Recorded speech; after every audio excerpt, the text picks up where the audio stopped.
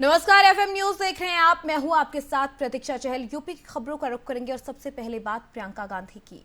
कांग्रेस महासचिव और यूपी प्रभारी प्रियंका गांधी वाड्रा ने हाल ही में संपन्न हुए विधानसभा चुनाव में पार्टी के प्रदर्शन को लेकर यूपी कांग्रेस के वरिष्ठ नेताओं और पदाधिकारियों के साथ समीक्षा बैठक की। ये समीक्षा बैठक प्रियंका गांधी की अध्यक्षता में कांग्रेस वॉर रूम में हुई। इस दौरान प्रियंका ने कहा कि हमको पूरी ईमानदारी से इन चुनाव की समीक्षा भी करनी है और आगे की रणनीति को भी तय करना है।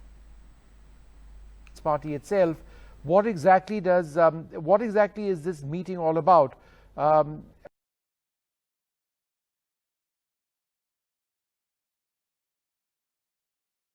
हुई जहां पर प्रियंका गांधी ये कहती नजर आई कि हमें आगे की रणनीति भी बनानी है और हार पर समीक्षा भी करनी है। Party itself, what exactly is this meeting all about? Sapa अध्यक्ष अखिलेश यादव ने मंगलवार को ट्वीट करके सरकारी कर्मचारी, शिक्षकों, मतदाताओं का धन्यवाद किया। सपा प्रमुख ने अपनी पोस्ट में लिखा कि यूपी विधानसभा चुनाव 2022 में सपा गठबंधन को पोस्टल बैलेट से 51.5% वोट मिले। इस लिहाज से 304 सीटों पर सपा गठबंधन की जीत हुई। ये जीत चुनाव का सच बयान कर रही है। सपा प्रमुख अखिलेश यादव ने अपने ट्वीट में लिखा कि पोस्टल बैलेट डालने वाले हर उस सच्चे सरकारी कर्मी, शिक्षक और मतदाता का धन्यवाद जिसने पूरी ईमानदारी से हमें वोट दिया। सत्ताधारी याद रखें, छल से बल से नहीं मिलते। उनके इस ट्वीट को 84,000 लाइक मिले, साथ ही 18,300 रीट्वीट किए गए हैं।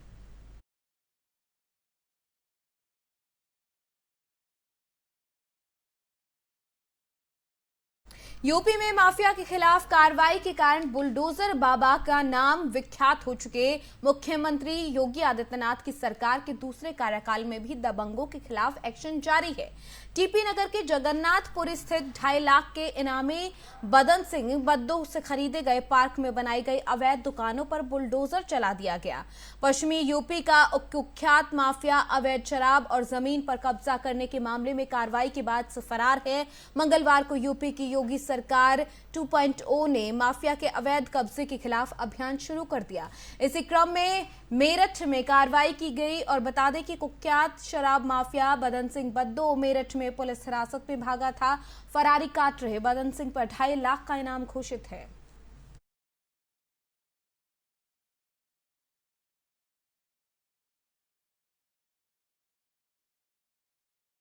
खबर बिजनौर से, जहां पर रोडवेज कर्मचारी हित में शुरू किए गए विरोध प्रदर्शन के समर्थन में अन्य शाखाओं के साथ नजीबाबाद रोडवेज कर्मचारी संयुक्त परिषद के कर्मचारियों ने भी कामकाज ठप कर दिया और धरना देना शुरू कर दिया। साथ ही प्रदर्शनकारियों ने आरएम और एआरएम पर कर्मचारियों के हितों को अनदेखा करने का आरोप लगाया। प्रदीप चौधरी की अध्यक्षता और राकेश कुमार शर्मा के संचालन में धरना प्रदर्शन में कर्मचारियों ने मुरादाबाद शाखा के क्षेत्रीय प्रबंधक की हठधर्मिता पर रोष व्यक्त किया। मांग पूरी न होने पर रोडवेज कर्मचारियों ने कहा कि जब तक मुरादाबाद के रोडवेज कर्मचारियों की लंबित मांगे पूरे नहीं होती, उनका विरोध आंदोलन जारी रहेगा।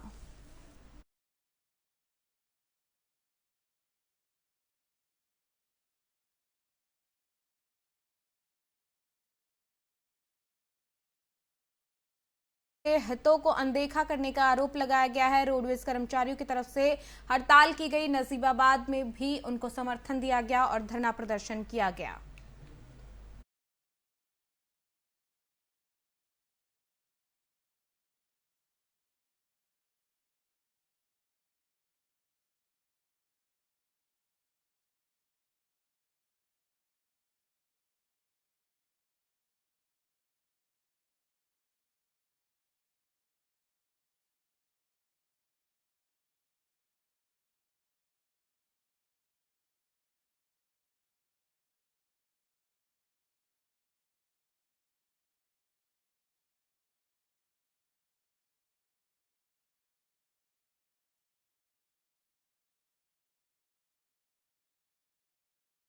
वहीं लखनऊ में स्वास्थ्य विभाग की कार्रवाई के बाद प्राइवेट अस्पताल सुधरने का नाम नहीं ले रहे। लगातार प्राइवेट अस्पतालों पर लापरवाही के आरोप लगते हैं और एक ऐसा भी मामला सामने आया जो कि लखनऊ के जानकीपुरम मंगलम अस्पताल में देखने को मिला। अपने हाथ का इलाज कराने के लिए वहां पर मरीज पहुंचा था, उसके हाथ की हड्डी फ्रैक्चर थी, जबकि मरीज खुद बाइक चलाकर अस्पताल पहुंचा। देर शाम तक अस्पताल प्रशासन ने उन्हें हॉस्पिटल में रोक के रखा, जिसके बाद ऑपरेशन की बात कही गई। शीतल प्रसाद का ऑपरेशन लगभग 3 घंटे चला और इलाज के दौरान उसकी मौत हो गई। खबर सुनते ही परिवार में कोहराम मच गया। वहीं दूसरी तरफ परिवार ने अस्पताल प्रशासन पर लापरवाही का आरोप लगाया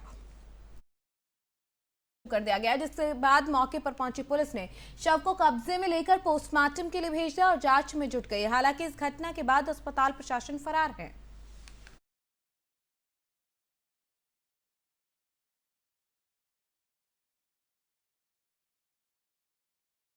वहीं कुशीनगर के तरैया सुजान थाना क्षेत्र के तिनफेड़िया बाजार में अंग्रेजी शराब के सेल्समैन को बाइक सवार बदमाशों ने गोली मार दी, जिसके बाद लोगों को आते देख बदमाश बिहार की सीमा में फरार हो गए।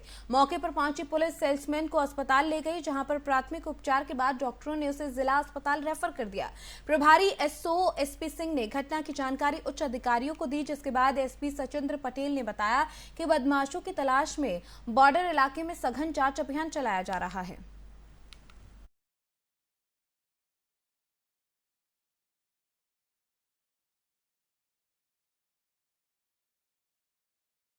वहीं फतेहपुर के किशनपुरा थाने में गोंदेरा गांव में कूड़े के ढेर में लगी आग से निकली चिंगारी ने 3 घरों को अपनी चपेट में ले लिया। इस घटना में एक बुजुर्ग महिला और 3 मवेशियों की जलकर मौत हो गई। साथ ही घरों में रखा सभी सामान भी जलकर राख हो गया। आग लगने की वजह घरों के पास पड़े कूड़े के ढेर में चूल्हे की राख फेंक दी गई, जिसके बाद तेज हवा के चलने के कारण लगी आग से उड़ी चिंगारी गाँव के घरों में पड़े छप्पर में पहुंच गई। देखते देखते आग से विकराल रूप धारण कर लिया।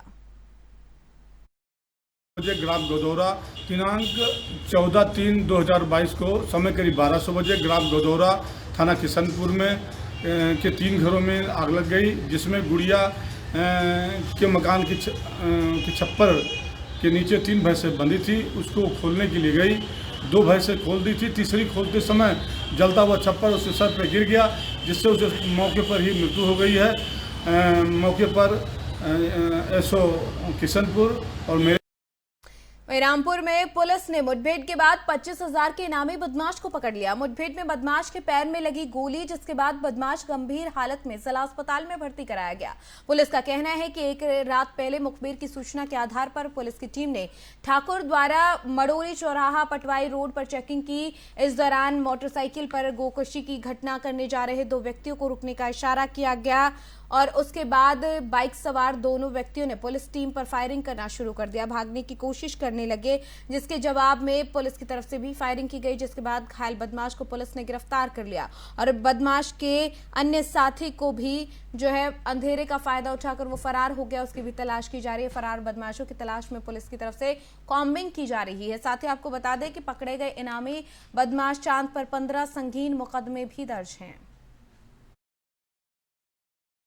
बीती रात थाना गुलावटी क्षेत्र में एक पुलिस मुठभेड़ में कुख्यात गो तस्कर चांद पुत्र नूर इलाही पुलिस मुठभेड़ में घायल हुआ है क्रॉस फायरिंग में, और इसके कब्जे से इस घटना में प्रयुक्त असलहे बरामद हुए हैं तथा गोकशी के उपकरण बरामद हुए हैं और एक जीवित बछिया भी बरामद हुई है, जिसकी गोकशी के इरादे से इसने अपने साथियों के साथ मिलकर उसको कहीं से ले आया था।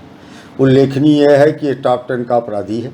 इसके विरुद्ध 25,000 रुपये की पुरस्कार राशि पूर्व से घोषित थी तथा वर्ष 2020 से लगातार वांछित चल रहा था। इसके विरुद्ध कुल 15 से अधिक मुकदमे पूर्व से दर्ज हैं, जिनमें 2018 में इसके विरुद्ध एनएसए की भी कार्रवाई की गई थी। बहुत ही कुख्यात किस्म का गोकशी करने वाला अपराधी है और अपने साथियों के साथ था। इसके अन्य साथी रात में अंधेरे का फायदा उठाते हुए भागने में सफल रहे हैं, जिनके बारे में जानकारी।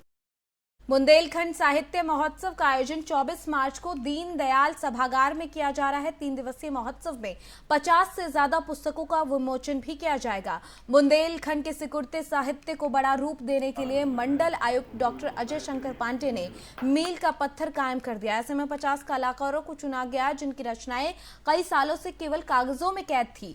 अब उन्हें किताब के माध्यम से प्रकाशित किया जाएगा। सोमवार को करीब 15 रचनाकारों ने प्रयागराज के पब्लिशर से बरकरार किया है। जल्द ही यश पब्लिकेशन दिल्ली से भी 15 से ज्यादा रचनाकार जुड़ेंगे, जिसके बाद इसके माध्यम से बुंदेलखंड में छुपी कला को बड़ा मंच दिया जा सकेगा।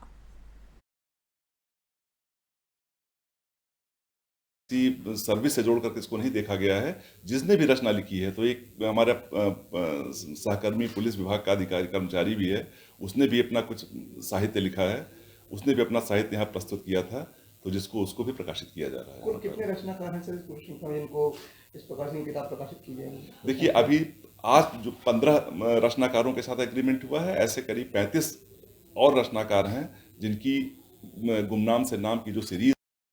गाजीपुर के भदौरा में 8 साल की नाबालिग को उसके ही फुफेरे भाई ने अपने दोस्तों के साथ मिलकर उसका अपहरण कर लिया था। पुलिस ने बताया कि फुफेरा भाई अपने शौक को पूरा करने के लिए 1 साल पहले से अपने दोस्तों के साथ मिलकर साजिश रच रहा था। जब जिशान अपनी मां के साथ भदौरा गया हुआ था, तभी जिशान को उसके फुफेरे भाई समेत अन्य दोस्तों ने उसका अपहरण कर लिया।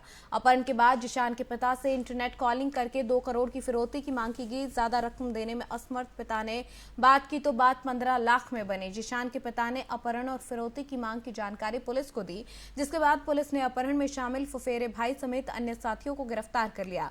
पकड़े गए आरोपियों के पास से फिरौती के 9 लाख रुपए नकद और अपहरण में इस्तेमाल बाइक, मोबाइल और असला भी बरामद किया गया है।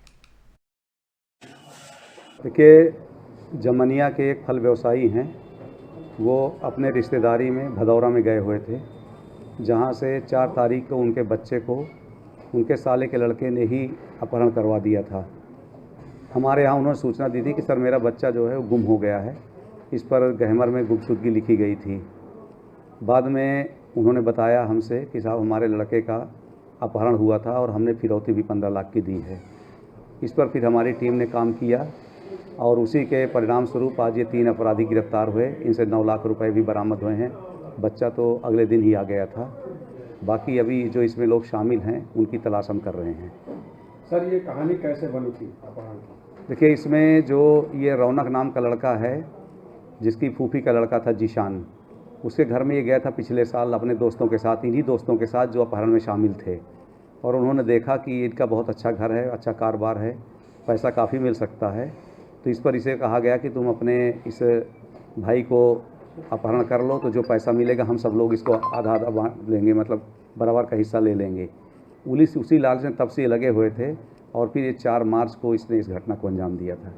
पहले कितने की फिरौती से फिर क्या हुआ? पहले इनके जो लड़का है जो किडनैप हुआ है, उसके फादर कहना कि 2 करोड़ से डिमांड शुरू हुई थी और ये बहुत जल्दी में थे और हम भी कह रहे थे कि इतना जल्दी पैसे का इंतजाम नहीं हो सकता है, न मिल पाएगा। तो हमने रिश्तेदारों से मांग जांच करके 15 लाख में तय हुआ था, फिर वो 15 लाख रुपए हमने दिए थे। ऐसे में सर आज 3 लोग पकड़े, क्या इसमें और लोग भी इसमें शामिल हो सकते हैं? नहीं। हमीरपुर में राठ कोतवाली पुलिस को बड़ी सफलता मिली है। पुलिस ने यहां अवैध तमंचा फैक्ट्री का खुलासा किया, जिसमें पुलिस को कई असला बरामद हुआ है और असलों को बनाने के लिए उपकरण भी जब्त किए गए हैं। पुलिस ने आरोपी को तमंचा बनाते हुए फैक्ट्री में ही पकड़ लिया।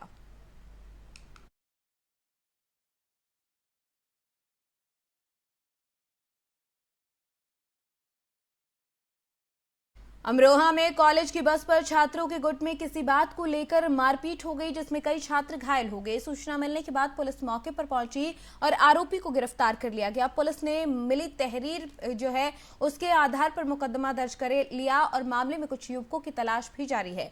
घायल छात्रों को निजी अस्पताल में भर्ती कराया गया है।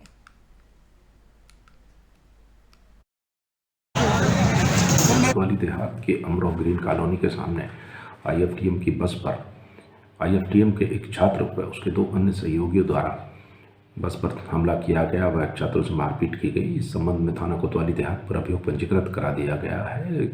उन 3 व्यक्तियों में से एक को हिरासत में ले लिया गया है। अन्य 2 शेष। मोहल्ला चंपादेवी मंदिर के पास कोचिंग सेंटर पर जा रही छात्रा की ट्रैक्टर ट्रॉली से भिड़ंत हो जाने से छात्रा की मौत हो गई।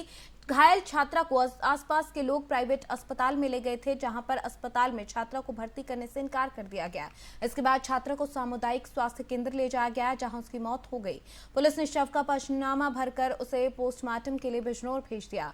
ट्रैक्टर चालक को पुलिस ने अपनी हिरासत में ले लिया है। क्या नाम है आपका भाई? मनोज कुमार पांडे। अच्छा, ये जो बिटिया की जो मौत हुई है, कौन सी क्लास की छात्रा थी ये? ये भैया ग्रेजुएट थी। अच्छा, कोचिंग जा रही थी। अच्छा, किस चीज़ की टक्कर लगने से मौत हुई इसकी? ट्रैक्टर का पहिए चढ़ने की वजह से मौत हुई इसकी। थाने में तहरीर दे दी आपने? वहीं गोमती नगर के विराम खंड स्थित जीवन प्लाजा में दुकान में आग लग गई। बता दें कि आग की लपटें इतनी तेज थी कि आसपास के दुकानदारों में अफरा तफरी का माहौल देखने को मिला। बता दें कि आग लगने की सूचना स्थानीय पुलिस और फायर ब्रिगेड को दी गई। मौके पर दमकल विभाग की गाड़ियां आग को बुझाने में जुटी रही। तस्वीरों में आप देख सकते हैं कि कितनी भयंकर यह आग थी। बस में आग लगने की तस्वीरें आपको दिखा रहे हैं।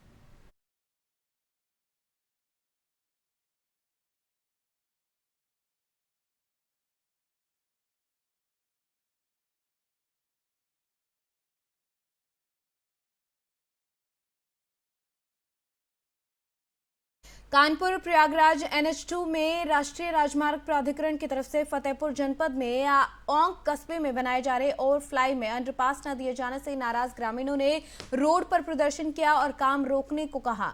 जब तक अंडरपास नहीं बन जाता निर्माण कार्य नहीं होने देंगे। NHI की कार्यवाही संस्था PNC की तरफ से कस्बे में ओवर ब्रिज निर्माण करवाया जा रहा है। संस्था की तरफ से छात्र और छात्राओं, किसानों और क्षेत्रवासियों की सुविधा को दरकिनार करते हुए निर्माणाधीन ओंग ओवर ब्रिज में अंडर बाईपास नहीं दिया गया, जिससे क्षेत्रवासियों को करीब 1 किलोमीटर दूर घूमकर आना होगा, जो छात्र, मरीज और किसानों के लिए आने वाले दिनों में गंभीर समस्या बनेगा।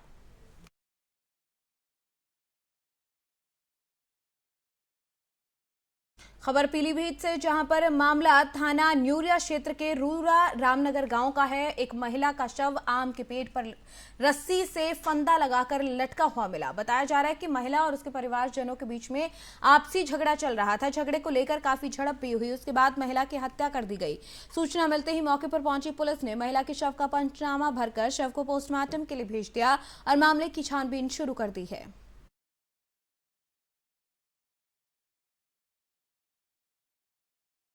मडियाव की श्याम विहार कॉलोनी में शनिवार दिन दहाड़े असलों में से लैस 3 बदमाशों ने व्यवसायी के घर के अंदर बंधक बनाकर लूट के मामले का जो अंजाम दिया था उसमें खुलासा किया गया है। वारदात में शामिल 3 लुटेरों सहित एक नाबालिग को गिरफ्तार कर लिया गया।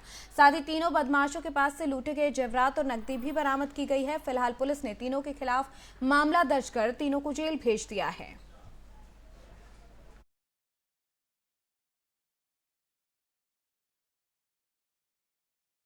चलिए, यूपी की खबरों में फिलहाल मेरे साथ इतना ही, लेकिन तमाम और खबरों को देखने के लिए बने रहिए हमारे साथ। नमस्कार।